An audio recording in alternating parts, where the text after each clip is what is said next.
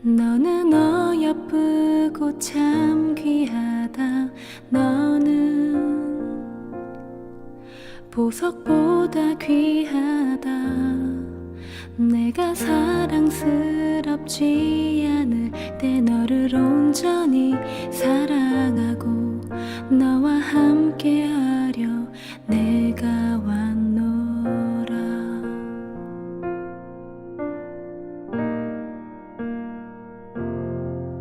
주의 사랑, 이 사랑은 결코 변치 않아. 모든 계절 돌보시네. 푸른 마르고 꽃은 시들나 주의 말씀은 신실해. 실수가 없으신 주만 바라라.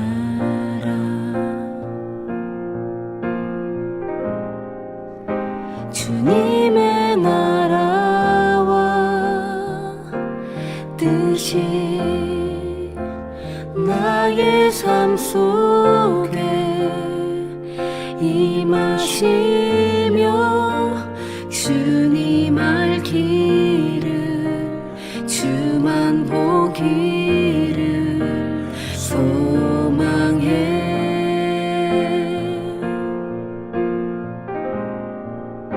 거룩히 살아갈 힘과 두려움 없는 믿음 주실 나의 하나님. 완전한 사랑 찬양해.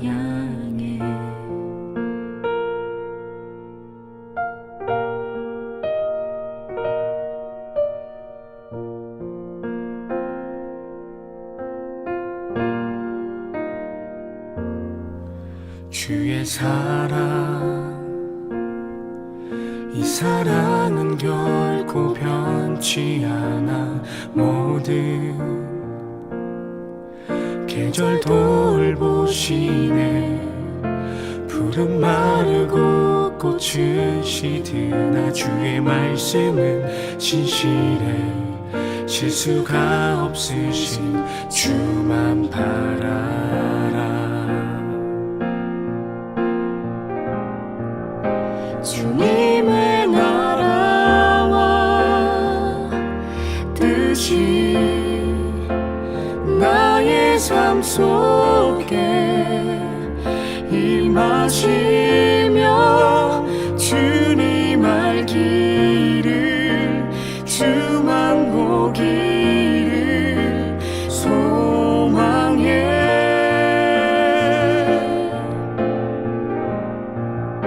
거룩히 살아갈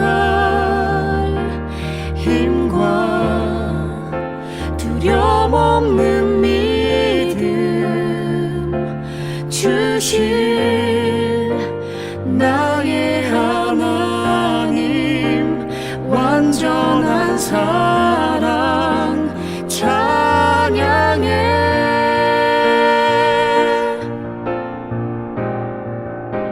찬양하리 만군의 주 영원히 함께 하시네. 존귀하신 사랑의 왕 영원히 통치하시네. 찬양하리 만군의 주 영원히 함께 하시네. 존귀하신 사랑의 왕 영원히 통치하시네. 주님의 나라와 뜻이 나의 삶 속에 임하시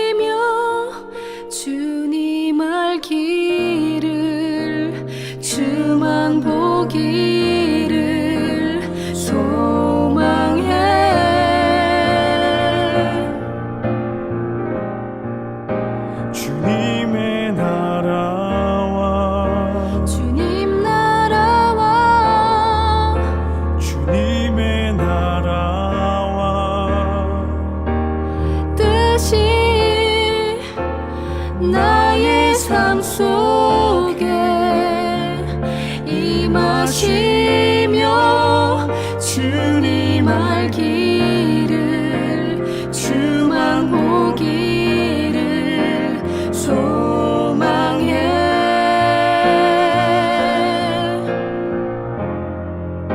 거룩히 살아갈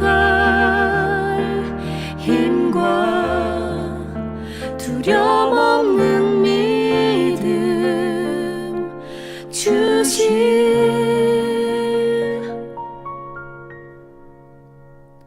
나의 하나님 완전한 사랑 찬양해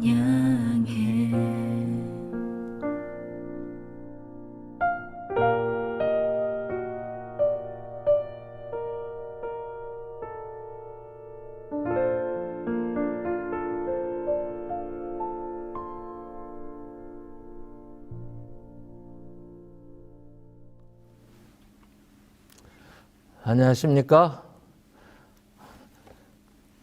오늘은 이 시간은 두 번째 시간입니다. 우리가 힘써 여호와를 알자는 주제로 성령께서 교회들에게 하시는 말씀을 듣고 있는 시간입니다. 우리가 지난 시간에는 여호와 하나님의 이름, 그 이름 여호와는 기념칭호, 대대로 기억해야 할 표라고 하는 사실을 공부를 했습니다. 그 이름에는 적어도 4가지 기념이 있다는 사실을 우리가 공부했거든요. 첫째는 존재 양식의 기념이죠. 둘째는 창조주로서의 기념이고요. 셋째는 심판주로서의 기념입니다. 그리고 넷째는 생명과 구원의 주로서의 기념이라고 하는 사실을 공부를 했습니다. 그래서 여러분과 제가 내가 섬기는 하나님은 그 이름이 여호와시다라고 얘기할 때에는 이런 4가지 사실을 하나님 앞에 고백하는 신앙 고백적 이름이 됩니다.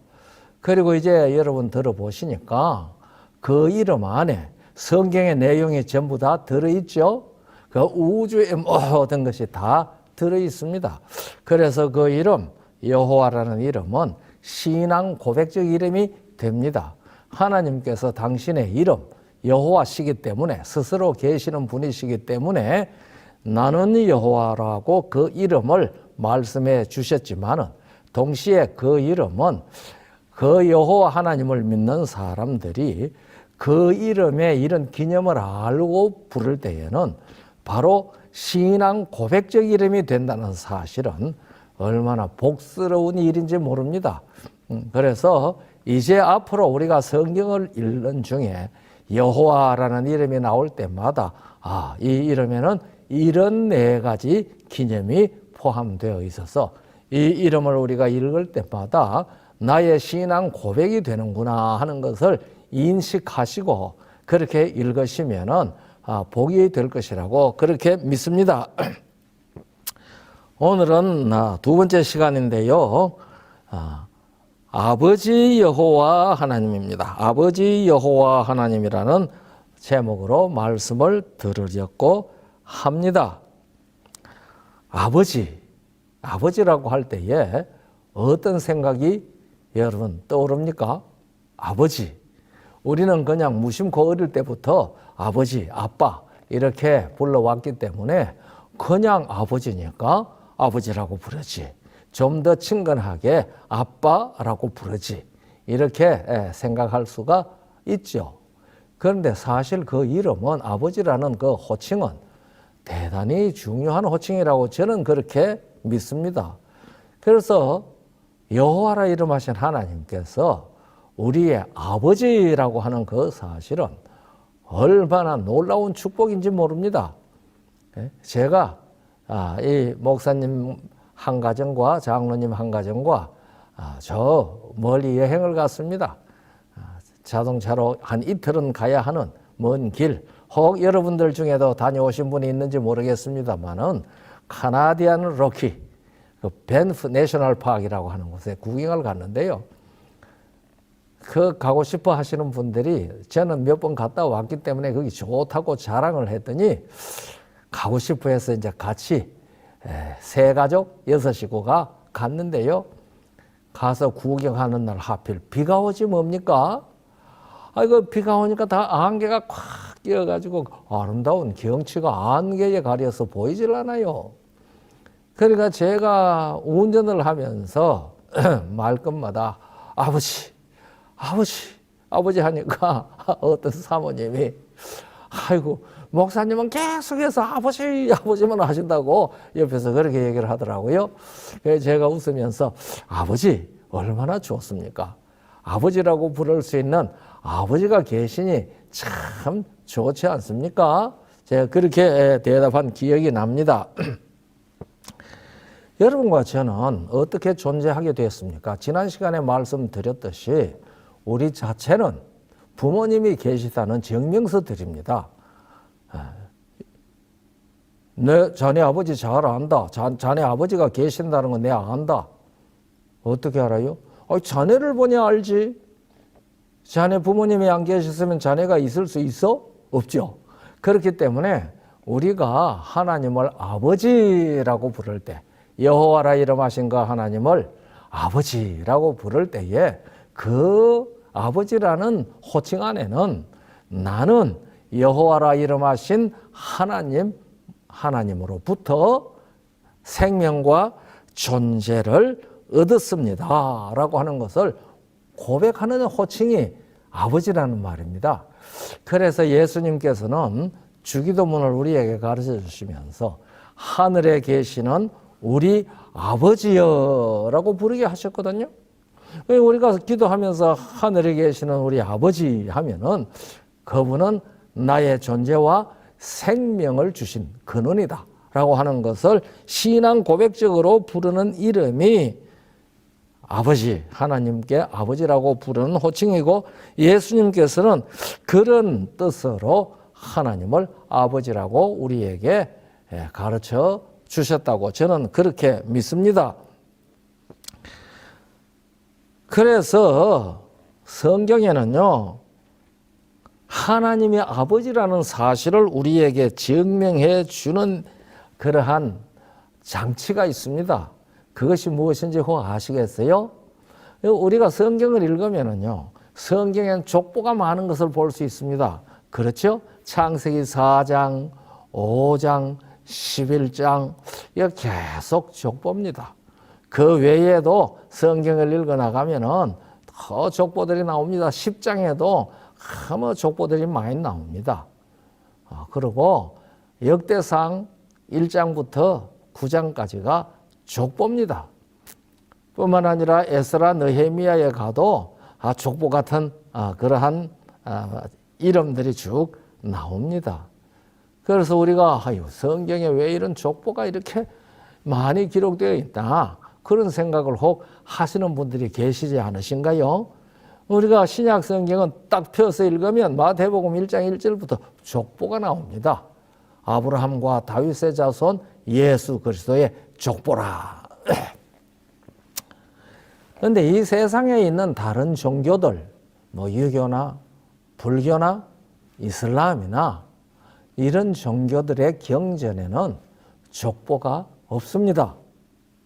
왜 그런 경전에는 족보가 없는데 성경에 하나님의 계시의 말씀이라고 하는 이 성경에는 왜 이래 족보가 많을까? 혹 그런 생각을 여러분들이 해보셨는지 모르겠습니다. 그런데 이 족보에는 대단한 복음이 있습니다. 저는 이 족보 복음을 깨닫고 성경에 이와 같이 족보들이 많이 기록되어져 있는 것이 얼마나 감사했는지 모릅니다.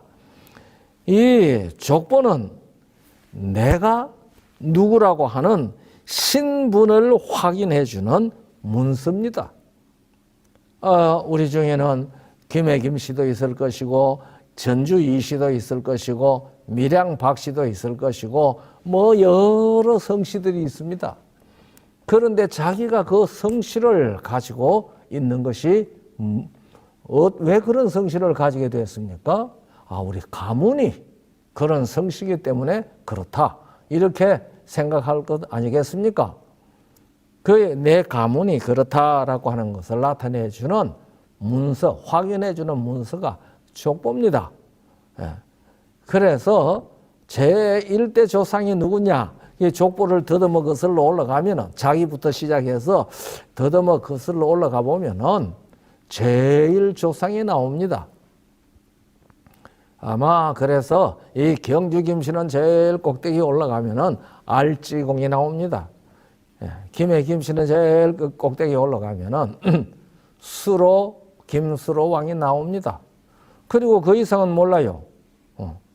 그러나 자기가 왜 김해 김씨인지, 왜 경주 김씨인지, 예? 왜 밀양 박씨인지 이것은 그 족보를 거슬러 올라가게 되었을 때에 확인할 수가 있습니다. 그러니까 이 족보는 자기의 존재와 자기의 생명의 근원이 어디서 나왔는지 그것을 우리에게 가르쳐 주고 있는 문서입니다. 학문적 문서라고 표현을 해도 될는지 모르겠습니다. 그런데 우리가 성경을 읽으면은 가끔 그런 이야기가 나옵니다. 조상의 하나님, 그런 얘기가 나옵니다. 조상의 하나님. 하나님께서 친히 그렇게 말씀을 하셨죠. 나는 내 조상의 하나님이 여호와다. 그런데 이 조상의 하나님이라고 하는 표현이 그냥 평범한 표현이 아니라고 생각을 합니다. 그것은 우리의 조상들이 여호와라 이름하신 그 하나님으로부터 존재와 생명을 얻었다는 사실을 가르쳐 주는 것입니다. 그래서 성경 족보의 제일 꼭대기에는 누가 있습니까? 거기에서는 아담이 있고 그 아담 위에 하나님이 있습니다. 누가복음 3장 23절로부터 38절까지는 이렇게 완전한 족보가 있습니다. 마지막 아담이신 예수님으로 시작해가지고 첫 아담인 창조된 에덴 동산에 있었던 그 아담까지 가서 그 다음에 그 이상은 하나님이라 그렇게 되어 있죠. 38절에 가면은 그 이상은 에노스요, 그 이상은 셋이요, 그 이상은 아담이요, 그 이상은 하나님이라 이렇게 되어 있습니다. 그러니까 하나님과 우리 인류, 여러분이나 저 사이에는 족보로 이어져 오는 생명줄이 있다는 사실을 이 성경은 우리에게 가르쳐 줍니다. 성경의 족보가 그것을 우리에게 가르쳐 주고 있습니다. 그래서 우리는 하나님을 아버지라고 부릅니다. 조상의 하나님 그렇게 부르는 것이죠. 성경에서 이 하나님이라고 하는 이 표현은 아버지라고 하는 이 표현은 조상이라는 의미도 가지고 있습니다. 그래서 그 조상으로 말미암아 내가 존재하게 되었다는 사실을 간단없이 끊이지 않고 증명해 주는 책이 족보입니다.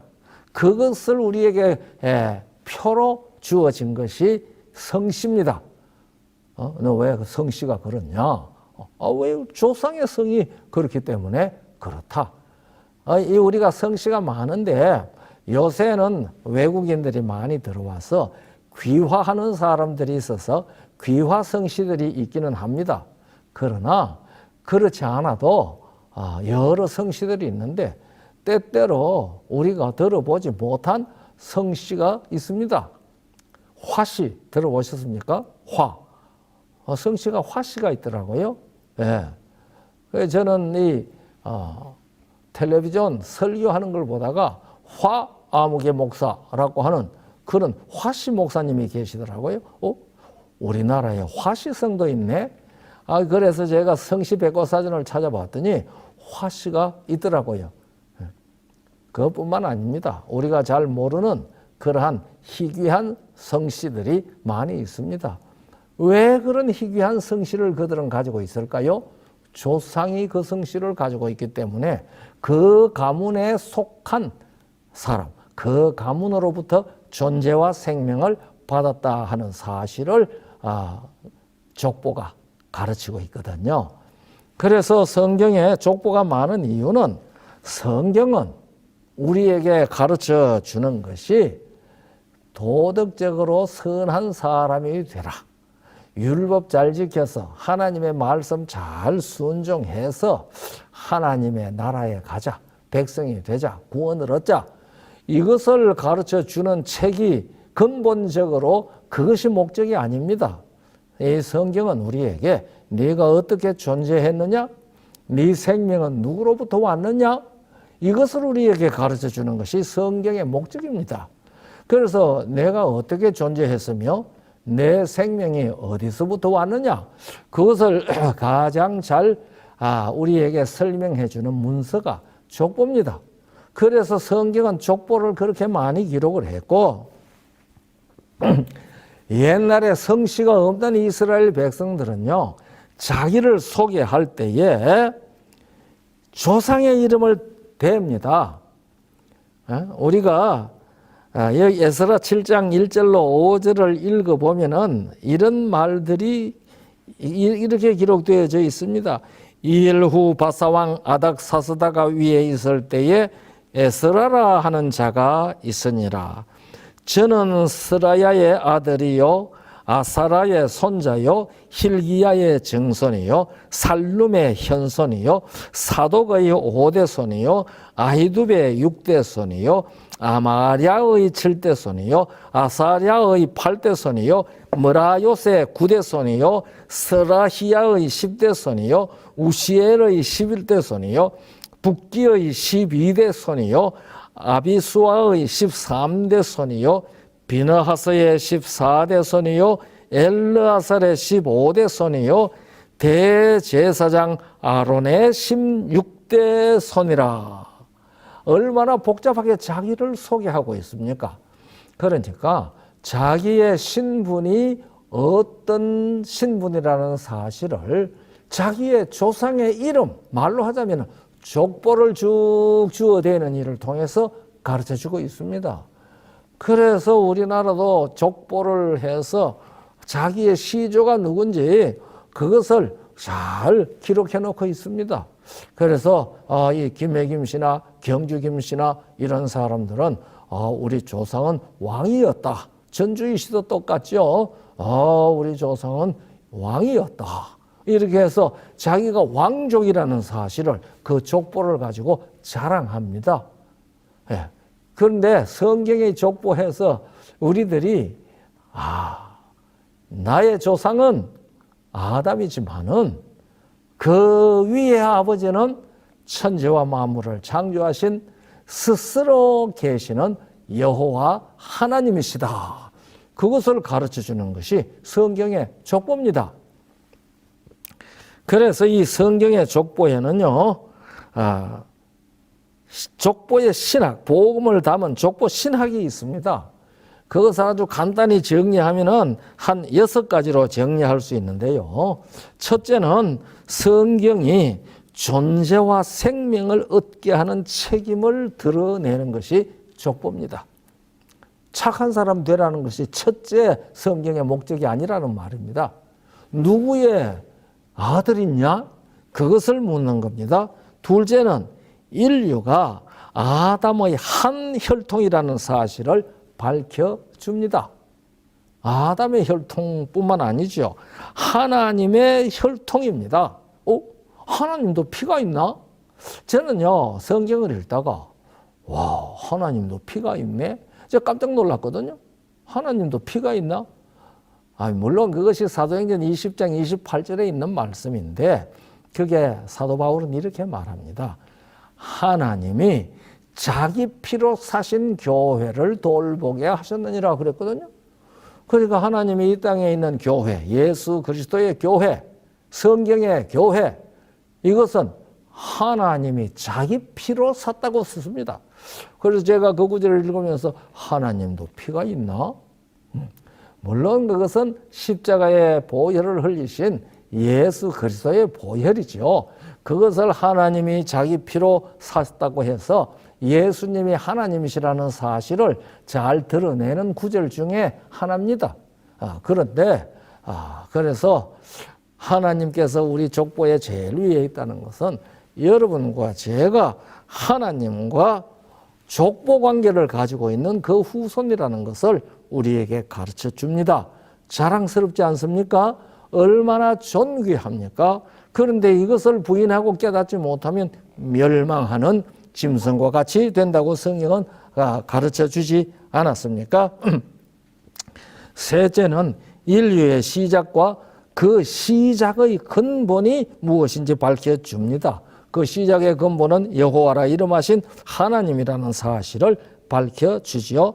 넷째는 개인의 존재 근거와 그 계통을 밝혀줍니다. 성경의 족보입니다. 다섯째는 민족의 발생과 계통을 밝혀줍니다. 그리고 제가 깨달은 대로는 마지막으로 여섯째, 메시아 출현의 계통을 분명히 밝혀줍니다. 그래서 성경이 밝혀준 이 족보 계통으로 메시아가 오지 아니한 자가 자기가 메시아라고 얘기를 하는 것은 다 거짓이라고 하는 것, 가짜라고 하는 것을 우리는 분명히 알 수 있도록 해 주었습니다. 다시 말하면 메시아의 신원을 확인할 수 있는 것도 족보를 통하여 우리에게 가르쳐 주셨습니다. 그래서 마태복음 1장 1절에 이것을 분명히 하고 있는 겁니다. 아브라함과 다윗의 자손 예수 그리스도의 족보라. 우리 개역판에는 세계라 했는데 그 세계가 이 세상이라는 뜻이 아니고 족보라고 하는 그 말을 세계라고 그렇게 번역을 했습니다. 옛사람이. 그래서 사도행전 17장 26절 27절에 성경은 이렇게 우리에게 계시해 줍니다. 인류의 모든 족속을 한 혈통으로 만드사 온 땅에 거하게 하시고 저희의 연대를 정하시며 거주의 경계를 한하셨으니 이는 사람으로 하나님을 혹 더듬어 찾아 발견케 하려 하심이로되 그는 우리 각 사람에게서 멀리 떠나 계시지 아니하도다. 더듬어 찾으라고 하는 말이 무슨 말입니까? 더듬어 찾으라. 뭘 더듬는다는 말이에요? 이것은 족보를 더듬어 올라가면 인류의 모든 족속을 한 혈통으로 만들었기 때문에 하나님께까지 간다 그 말입니다. 그래서 이 말은 저는 족보를 연구하면 하나님을 발견할 수 있다라고 하는 말로 이해를 합니다. 제가 미국에서 어떤 교회에 집회를 갔거든요. 그러니까 그 교회에서 저를 우리 교회에 관심이 많은 독거 노인이 한 분 있으니까 좀 목사님 방문 가십시다 그러더라고요. 좋습니다. 그래서 담임 목사님과 교인 한 7, 8명하고 같이 혼자서 하시는 어른을 찾아갔습니다. 그래 가서 미리 통지를 했든지 가서 이제 인사를 하니까 키가 작달막하고 아주 야무락지게 생긴 노인이 나와가지고 우리를 맞이하고서는 소파에 앉게 했습니다. 그래서 소파에 딱 앉았는데요. 묵상 기도를 하고 눈을 뜨는데 대뜸 저보고 물었습니다. 김씨라 그래서 그렇게 물었어요. 예, 김갑니다. 본이 어디요? 예, 김해입니다. 오, 상놈이구만. 그러시는 거예요. 뭐 듣기 기분 좋은 소리예요? 그렇지 않죠. 그러나 제가 웃으면서 예, 상놈 맞습니다. 그런데 제가 듣기로는 어르신은 신시라고 들었는데 맞습니까? 맞소. 그러면은 본은 평산입니까? 맞소. 그러시군요. 신순겸공의 후예로서 양반이시네요. 그러니까 뭐 상놈이지? 그러시더라고요. 그러더니 무슨 파요? 하고 물어요. 제가 무슨 파입니다. 하니까 무슨 파지? 그 김해 김씨에는 무슨 파가 있는데 그 중에는 어떤 파가 제일 세도를 하고 저도 전혀 모르는 김해 김씨 족보 얘기를 한참 하시는 거예요. 제가 그래서 웃으면서 아이고 어르신 족보학에 대해서 아주 조예가 깊으시네요. 그러니까 뭐 그냥 혼자 사니까 심심해서 그냥 그렇게 찾아본 거지. 그래. 그래서 제가 어르신 성경에 족보 연구하라는 말이 있습니다. 족보를 연구하다 보면 하나님을 발견한다고 성경에 가르쳤으니까 열심히 연구하십시오. 그러니까 성경에도 그런 말이 있어? 예, 있습니다. 그 말이 어디 있어? 그래서 제가 사도행전 17장 26절, 27절을 펴서 읽어드렸습니다. 인류의 모든 족속을 한 혈통으로 만드사 온 땅에 거하게 하시고 저희의 연대를 정하시며 거주의 경계를 한하셨으니 이는 사람으로 하나님을 혹 더듬어 찾아 발견케 하려 하심이로되 그는 우리 각 사람에게서 멀리 떠나 계시지 아니하도다. 거기 족보 연구하라는 말 어디 있어? 어르신 더듬어 찾으면 하나님을 발견한다고 했는데 뭘 더듬으라는 말이겠습니까? 족보입니다. 그래서 족보를 나부터 시작해서 더듬어 올라가면 제일 끝에 조상의 이름으로 하나님이 계시다는 사실을 성경이 가르칩니다. 그러니까 어르신도 족보 열심히 살피셔서 제일 첫째 조상인 신순겸공 위에 누가 있었는지 한번 찾아보십시오. 제가 그런 얘기를 했거든요. 그래서 성경의 족보는 우리로 하여금 나를 존재하게 하신 하나님을 찾아 발견하도록 하기 위하여 이 성경은 존재와 생명에 대하여 계시하는 책이다. 그런 거로 우리의 제일 위의 조상의 하나님, 그분까지 우리가 더듬어 올라가면 그분에게서 우리가 존재와 생명을 받았다는 것을 알 수가 있다. 그래서 그분을 의지하게 되면 우리가 하나님의 가문, 하나님의 자손이라는 것을 알게 된다. 그런데 이 사실이요, 창세기 2장 4절부터 기록되어 있다는 사실을 제가 늦게서 발견을 하고 얼마나 엑사이팅 했는지 모릅니다. 왜냐하면 창세기 2장 4절에 보면은 여호와 하나님이 천지를 창조하신 때에 천지의 창조된 대략이 이러하니라 그렇게 기록되어 있거든요. 여기에 대략이라고 번역된 이 말이 히브리 말로 톨레도트입니다. 이 톨레도트라는 말은 다른 말로도 번역이 되지만은 족보라고 번역됩니다. 그래서 창세기 5장 1절로 3절에는 아담 자손의 계보가 이러하니라 그렇게 기록했는데 이 계보라는 말이 톨레도트입니다. 그래서 왜 창세기 2장 4절에 1장에는 나오지 아니했던 창조주 하나님의 이름이 여호와라고 나왔는지 이 구절이 우리에게 설명해 줍니다. 창세기 2장은 하나님과 그가 창조하신 첫째 아담 사이에 존재 관계, 생명의 관계를 계시하는 장입니다. 그래서 여호와라 이름 하신 하나님이 자기 형상대로 아담을 창조하셨다는 말은 여호와와 아담 사이는 존재와 생명의 족보 관계라는 사실을 가르쳐주는 말이 족보가 이러하니라는 말로 기록해 주셨다는 말입니다.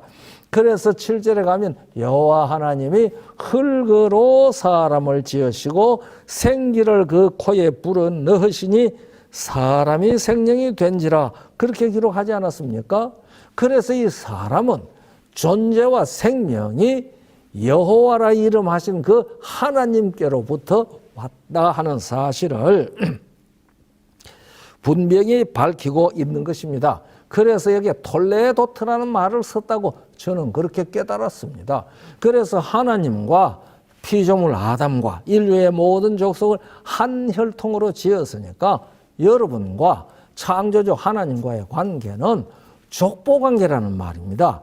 여러분, 하나님을 아버지라고 부를 때에 그 아버지와 나의 관계를 무슨 관계라고 얘기를 합니까? 그것을 혈연관계라고 얘기하지요. 혈연관계. 그러니까 내가 아버지라고 부를 때 아버지와 나는 혈연관계입니다. 동시에 하나님을 아버지라고 부를 때 그 하나님과 그 하나님을 아버지라고 부르는 모든 사람과의 관계는 혈연 관계입니다. 그래서 아버지 여호와 하나님이라는 제목으로 이 시간에 말씀을 듣고 있는 것입니다. 그래서 이 하나님과 우리의 관계가 혈연 관계라고 하는 사실은 얼마나 감사한 일인지 모릅니다. 사람들이 좋은 사람이다. 아이, 저 사람 고약한 사람이다. 이런 얘기를 하는 것은 무엇을 기준으로 그런 얘기를 합니까? 대체적으로 이런 것들은 도덕적 판단입니다. 그렇죠?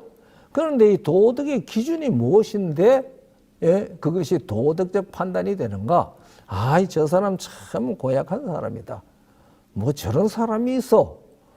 이런 얘기를 할 때에 그것이 도덕적 판단이라고 할 때 제가 가만히 생각을 해보니까 도덕적 판단의 잣대는 자기 외에 다른 사람들에게 얼마나 예의 바르게 대하느냐 하는 것에 기준이 있지 않나 그런 생각을 했거든요.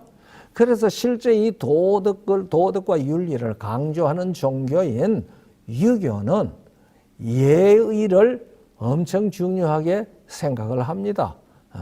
그래서 유교에는 예경이라는 것도 있죠. 예의를 가르치는 경전이라는 말입니다. 그래서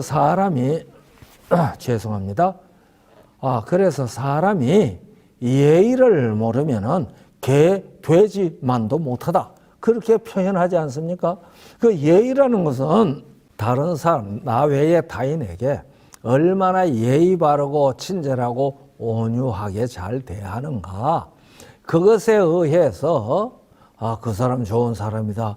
그 사람 안 좋은 사람이다. 이런 얘기를 합니다. 대부분의 오늘날 사회에 사람에 대해서 판단하는 것은 바로 도덕적, 윤리적 판단입니다. 그런데 혈연적 판단은 좀 다릅니다. 그래서 자기 자식이 밖에 나가서 이 사람 저 사람에게 아무리 지탄을 받고 고약하다는 소리를 들어도 부모가 자식을 보는 것은 부모 아닌 사람이 자식을 보는 것하고 그 시각과 판단이 다르지 않습니까? 다른 사람에게 그런 지탄을 받는 것이 참 안타깝지만은 뭐라 그래요? 야, 이놈아. 얼마나 너를 욕을 하는지 아나? 너만 욕하는 거 아니야. 너 때문에 부모 욕먹여. 좀 잘 살아. 이렇게 얘기를 하지만은, 그렇게 얘기를 할 수는 있지만은, 네가 그따위 짓 하니까 죽어. 이놈아, 너는 내 자식 아니야. 그렇게 말하는 부모는 하도 속상해서 표현하는 말이지. 그거 진짜로 죽으라는 말 아니잖아요. 그래서 이 부모가 자식을 판단하는 것은 혈연적 판단이 우선입니다. 그 뒤에 도덕적 판단이 따릅니다. 하나님과 우리 사이가 이와 같은 아버지와 자식 사이, 혈연 사이라고 하는 것을 성경은 족보를 통해서 우리에게 너무나 잘 가르쳐 주고 있습니다. 하나님께서는 자기 형상대로 아담 부부를 창조하셨습니다. 그리고 창세기 5장 1절로 3절까지 기록되어져 있는 말씀에는 아담은 자기 형상을 따라 자녀를 셋을 낳았다고 기록하고 있습니다. 그러니까요, 이 아담은 하나님의 형상을 따라 지음을 받았고요. 아담은 자기 형상대로 셋을 낳았습니다.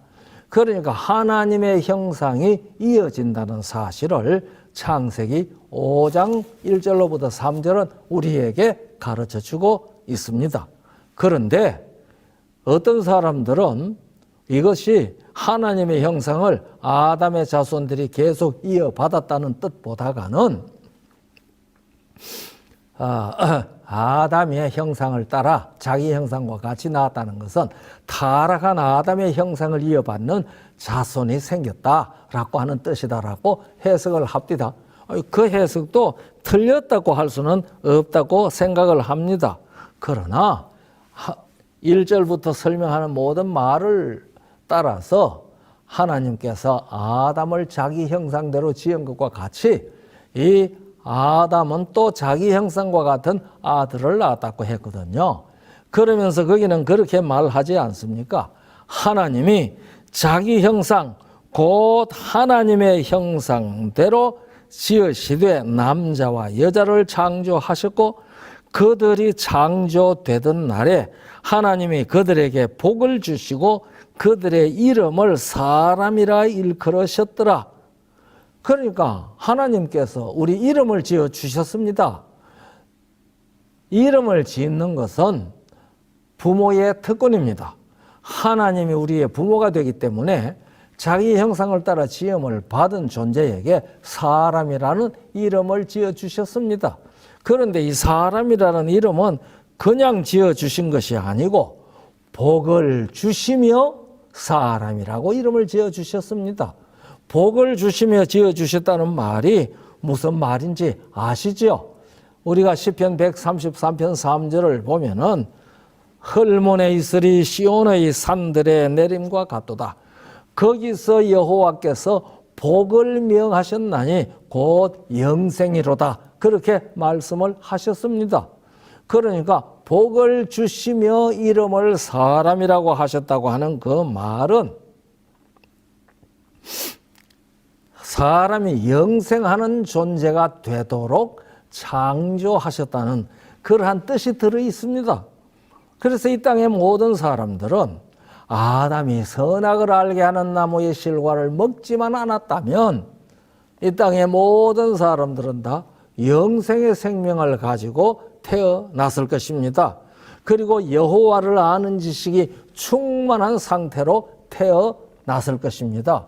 그래서 이 세상에는 물이 바다를 덮음과 같이 여호와를 아는 지식이 충만할 것이고 그러면 바로 에덴 동산이 계속되었을 것이다 라고 하는 것이 이사야 11장 1절부터 있는 말씀 아닙니까? 1절로 9절까지 나오는 말씀입니다.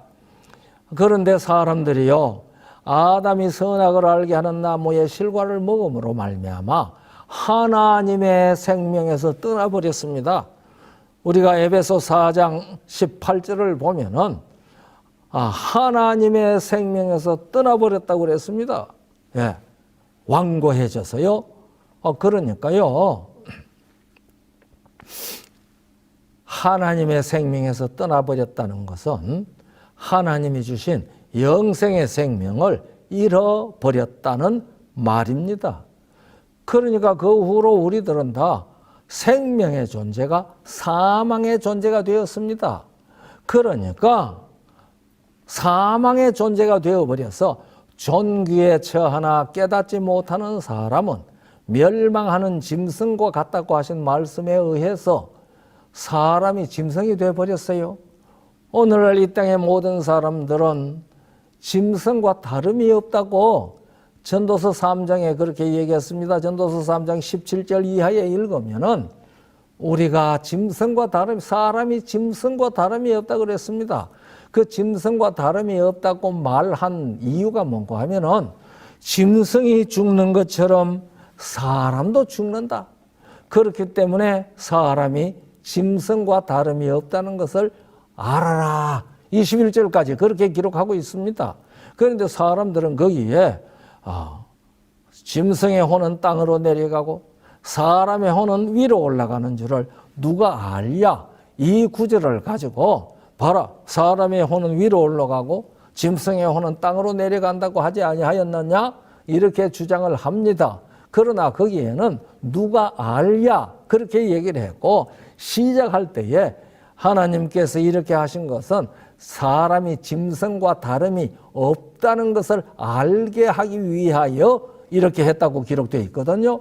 이렇게 한 게 뭔가 하냐면 짐승이 죽는 것처럼 사람도 죽는다. 그렇기 때문에 사람이 짐승과 다를 것이 없다. 그렇게 얘기한 것입니다. 그래서요, 존귀에 처하지만은 하나님의 형상대로 지음을 받아서 얼마나 존귀합니까? 그리고 영생의 생명을 가졌기 때문에 멸망하지 않는 사람이 사람으로 창조하신 것입니다. 그런데 존귀에 처하나 이것을 깨닫지 못하는 사람이 멸망하는 짐승과 같이 되어버렸다고 성경은 탄식합니다. 그래서 예수께서 이 땅에 오셔서 하나님이 세상을 이처럼 사랑하사 독생자를 주셨으니 이는 저를 믿는 자마다 멸망치 않고 영생을 얻게 하리 함이라고 그랬잖아요. 그래서 우리가 예수 그리스도를 믿음으로 말미암아 예수 그리스도의 십자가의 흘리신 피로 말미암아 우리가 하나님과 혈연 관계를 다시 회복하게 하셨다는 사실을 이 구절은 가르쳐 주고 있습니다. 그래서 요한복음 1장 12절은 영접하는 자 곧 그 이름을 믿는 자에게는 하나님의 자녀가 되는 권세를 주셨으니 13절 이는 혈통으로나 육정으로나 사람의 뜻으로 나지 아니하고 오직 하나님께로서 난 자들이라 그렇게 기록을 했습니다. 여러분과 제가 예수님을 나의 구주로 믿을 때에는 우리는 하나님께로서 난 자가 되는 겁니다. 그래서 잃어버렸던 하나님과 부자 관계가 회복이 되는 겁니다. 하나님과 부자 관계가 회복이 되면은 멸망치 않고 영생을 얻는 것입니다. 그런데 이 관계가 회복되지 아니하면 존귀에 처하나 깨닫지 못하는 자가 되어서 멸망하는 짐승과 같이 되는 것이거든요.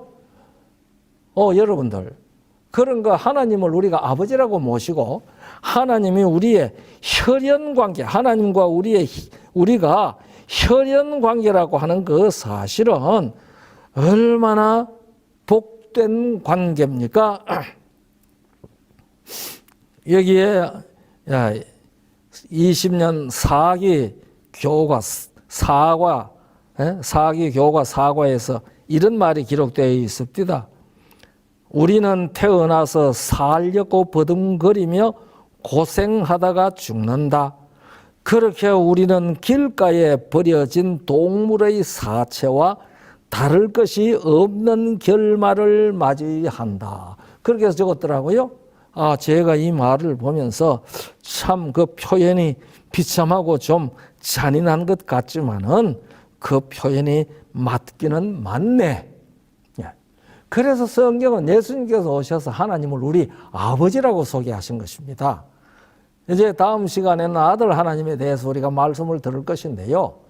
왜 예수님께서 아들이라는 신분으로 세상에 오셨는지 이제 우리가 다음 시간에 성령의 음성을 통해서 성경의 말씀을 들을 수 있을 것이라고 생각을 합니다. 그분 안에서 우리가 하나님과 혈연을 회복하도록 하기 위하여 오신 것입니다. 그러니까요, 하나님께서 여러분과 저를 대하는 것은 도덕적 잣대로 대하시기 전에 혈연적 관계로 대하십니다. 그래서 하나님께서 우리를 불쌍히 여기십니다. 부모가 자식을 볼 때에 아이고 저거 불쌍한 거, 아이고 저거 불쌍한 거 그러지 않습니까? 뿐만 아니라 자녀가 아파서 거의 죽어가는 모습을 엄마가 옆에 앉아서 보면서 아이고 야야 내가 죽어서 네가 살 수 있다면 차라리 내가 죽겠다 이런 말 하는 것이 모성애 아닙니까? 우리 아버지 하나님께서는 어머니의 사랑보다가 모성애보다가 더 큰 사랑을 가지신 분이 아닙니까? 이사야 49장에서 그렇게 말했죠. 여자는 그 자식을 잊어버릴지라도 혹시 나는 너희를 잊어버리지 않고 내 손바닥에 새겼다고 하셨습니다. 그래서 그 하나님께서 우리를 무궁한 사랑으로 사랑하십니다. 하나님이 자기 형상대로 지은 사람이 하나님을 떠나서 하나님이 주신 영생의 생명을 잃어버리고 사망의 존재가 되자 창조주의 능력을 가지신 생명 자체이신 하나님께서 그냥 두겠습니까? 그러니까 야야 내가 네 대신 죽어주마. 그리고 너는 살아라. 그리고 우리 주께서 말씀 하나님 창조주께서 사람이 되어 이 땅에 오셔서 십자가에서 피를 흘리신 것입니다. 그리고 우리를 다시 예수님 안에서 우리 아버지 하나님과 혈연 관계를 회복시키셨습니다. 그래서 여러분과 제가 하나님께로서 난 자들이 됩니다. 예수님을 믿었을 때 그렇습니다. 그래서 우리는 다시 하나님을 아버지라고 부릅니다. 아버지와 혈연 관계를 맺은 것입니다. 예수께서 누가복음 15장에 잃어버린 세 가지 사실에 대해서 비유를 말씀하셨습니다. 첫째는 잃어버린 양이요, 둘째는 잃어버린 드라크마요, 셋째는 잃어버린 아들입니다. 이 잃어버린 것에 대한 비유는 다 찾는 것으로 결말을 내고 있지요. 그런데 그 첫째 이런 양의 비유에서 한 마리를 잃어버렸을 때에 99마리를 들에 두고 그 한 마리를 찾아가지 아니하겠느냐, 그렇게 말씀하십니다. 그러면서 도망갔는데요, 어디 가서 어떻게 잃어버린지 모르잖아요. 그런데 목자가 그 양이 도망갔다 그렇게 하시지 않잖아요. 잃어버렸다 그렇게 하시지 않습니까? 이 말씀에는요, 목자가 책임을 지겠다 그 소리입니다. 도망가기는 지가 갔는데, 그런데 99마리를 들에 두고 잃어버린 한 마리를 찾아서 갑니다. 찾은 적 괘씸해서 쥐어박느냐? 아니잖아요. 아이고, 다른 양들을 다 따라오는데 쥐는 뭐 하다가 잃어버렸네 이거죠. 그래서 그 괘씸하잖아요. 그래서 아이고 이 녀석아 하고서 채찍질 하지도 않았습니다. 그리고 찾았으니 그걸 앞에 내세우고 앞에 몰고 가면서 빨리 가, 빨리 가. 다른 양 99마리 있는데 빨리 가. 이렇게 후쫓지도 않고 어깨에 메고, 저는 그 구절을 읽을 때에 얼마나 감사한지 모릅니다. 어깨에 메고 기뻐하여 집으로 돌아왔다고 그랬습니다. 그러면서 이와 같이 천국에서 회개할 것이 없는 의인 99을 인하여 기뻐하는 것보다 죄인 하나가 회개하는 것이 더 큰 기쁨이 있다고 말씀하시지 않았습니까? 이것은요, 도덕적 윤리적 판단으로는 이해되는 게 아닙니다. 만약에 어떤 사람 집에 10자녀가 있었는데 한 자녀를 잃어버렸으면 9자녀를 집에 두고 그 한 자녀를 찾기 위하여 애쓰지 않겠습니까? 예. 그래서 찾으면 얼마나 기뻐하고 돌아와서 즐거워하지 않겠습니까? 그래서 탕자가 돌아왔을 때에 맏아들이 불평을 할 때 말했습니다. 이 네 아우는 죽었다가 살았고 잃었다가 다시 찾았으니 우리가 기뻐하고 즐거워하는 것이 마땅하다고 그렇게 말하지 않았습니까? 이것이 혈연적 판단입니다. 집에 있는 재산을 몽땅 가지고 가가지고 맏아들의 말대로 창기와 함께 먹어버린 그 아들이 다 거지꼴이 돼서 돼지우리 냄새를 푹푹 풍기면서 왔는데도 멀리 있는데 달려가 그를 껴안고 입 맞추고 집에까지 데리고 와서 좋은 옷을 갈아입히고 좋은 신발 신기고 가락지를 끼우면서 즐거워하는 그것은 혈연 관계의 판단입니다. 성경은 하나님을 우리 아버지라고 가르쳐 줍니다. 그리고 우리의 존재와 생명이 어떻게 존재하게 되었는지를 족보를 통해서 우리에게 가르쳐 주었습니다. 그래서 하나님께서는 오늘날 예수 그리스도 안에서 당신의 자녀가 된 사람을 도덕적 판단의 잣대로 재기 전에 혈연적 잣대로 재십니다. 내 사랑하는 아들이다. 피투성이라도 살아라. 피투성이라도 살아라. 에스겔 16장 6절에 보면 그렇게 말했습니다. 피투성이라도 살아라. 피투성이라도 살아라. 혈연이기 때문에 그렇게 말씀하십니다. 이것이 성경이 하나님을 우리 아버지라고 표시하는 아버지 여호와 하나님의 심정입니다. 우리가 여호와를 알자, 힘써 여호와를 알자. 우리가 여호와에 대한 바른 지식을 가지고 있으면 이런 우리 아버지가 우리를 혈연적으로 보신다는 사실을 먼저 깨달을 수 있습니다. 그리고 말씀하십니다. 이제 너는 내 아들이 되지 아니하였느냐? 예수를 통해서 내가 영생의 생명을 너한테 주었다. 그러니 내가 거룩하니 너도 이제는 거룩하라. 이렇게 말씀하십니다. 그래서 도덕적 판단은 그 다음에 하십니다. 먼저 아들의 판단, 혈연적 판단을 하십니다. 그래서 우리 사람들은 그렇게 묻습니다. 내가 무엇을 하여야 영생을 얻으리까 합니다. 그러나 하나님께서는 우리에게 이렇게 물으십니다. 내가 어디 있느냐? 여러분, 어디 계십니까? 하나님이 있으라고 하는 하나님의 가족으로서 존재하십니까? 아니면은 하나님 밖에 있습니까? 하나님 밖에 있으면 멸망하는 짐승과 같이 된다고 성경이 가르쳐 줍니다. 여호와라는 이름 안에, 여호와 하나님이 우리 아버지라는 칭호 안에 이런 엄청난 사랑의 복음이 있습니다.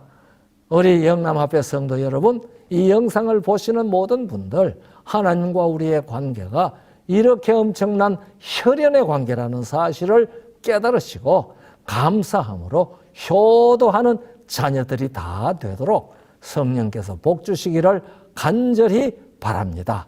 감사합니다.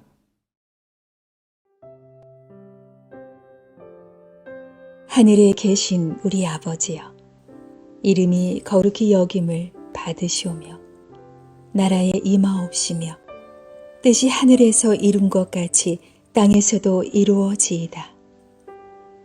오늘날 우리에게 일용할 양식을 주옵시고 우리가 우리에게 죄 지은 자를 사하여 준 것 같이 우리 죄를 사하여 주옵시고 우리를 시험에 들게 하지 마옵시고 다만 악에서 구하옵소서.